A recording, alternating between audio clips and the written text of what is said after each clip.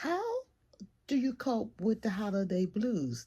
You know, Thanksgiving, Christmas, Hanukkah, a lot of the holidays can be very depressing for seniors.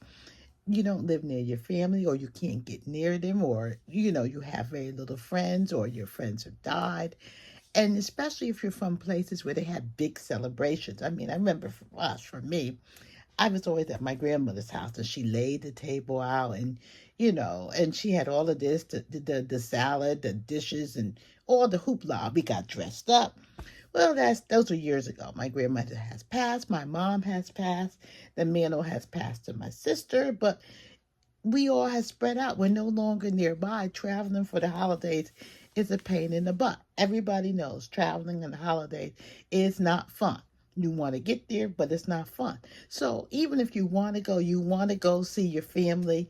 It's either very expensive, it's time consuming, the delays, it could be the weather could be funky.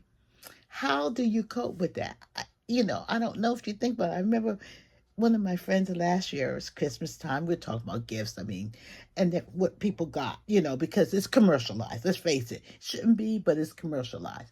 And she mentioned that she didn't get any gifts for Christmas. She said the only gifts she got, she goes to a senior center and they exchange gifts. And so that she had that gift, and she had like a little tiny Christmas tree or something in her house. So she put it under there, and she was excited to open it on Christmas Day because even though she has grandkids, whatever, they're not part of her active in her life to give gifts like that. So it makes you think about, how do we deal with some of the cope with and deal with some of the depression or just the blues that you can get around holidays. So just because it's not like it used to be, or how you used to spend time, your husband may be gone, your wife may be gone. I know a group of us last weekend, we got together. All of us, no, I was going to say all of us are single, but all of us are single but one. Anyhow, we all got together for brunch. And we did like a little gift exchange. Even though it's not Christmas, we just did, and we kind of do it every year. One takes the lead, they may give you a candle. Usually it's a candle or a mug or something, just a little something, something, just to make you feel like we appreciate one another.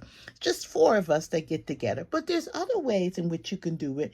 I mean, I know some people take joy in just looking at the Christmas lights. They drive their car, they walk the neighborhood, and they look at Christmas lights. Some people take themselves out to dinner. They get there, they take themselves out for a nice brunch or a nice lunch, and they cheer. Um, and my sister, she buys herself this little Christmas tree every year because she's used to the big hada, the sing Christmas tree that spins around. She buys herself her own little Christmas tree.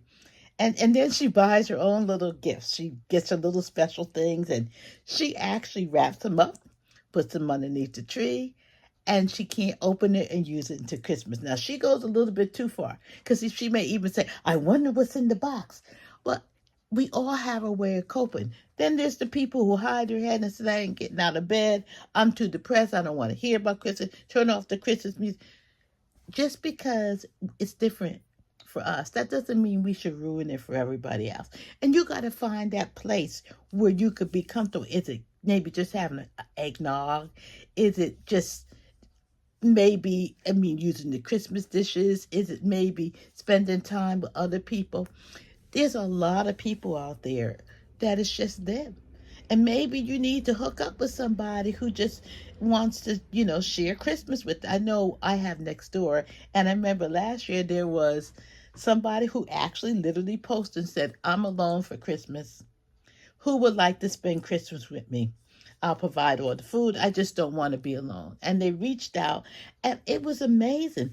Other people reached out and said, "I'm alone for Christmas too. I would love to spend Christmas with somebody else and meet new people." So you never know. There's different ways in which you could reach out, but we know that this could be a very lonely, depressing time for people. So if it's not you, reach out to somebody, invite them over. "Hey, what are you doing? Let me stop by." Maybe you need to be the one that's dropping off the little gifts to somebody, the lady down the street, the man down the street. Maybe invite them over. I don't know. But it is a very depressing time for a lot of people, and we got to realize that and work on that. So hopefully this resonates with somebody because it's not a good time.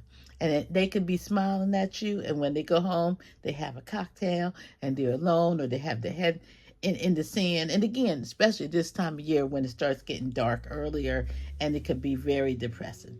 So hopefully, please like and subscribe.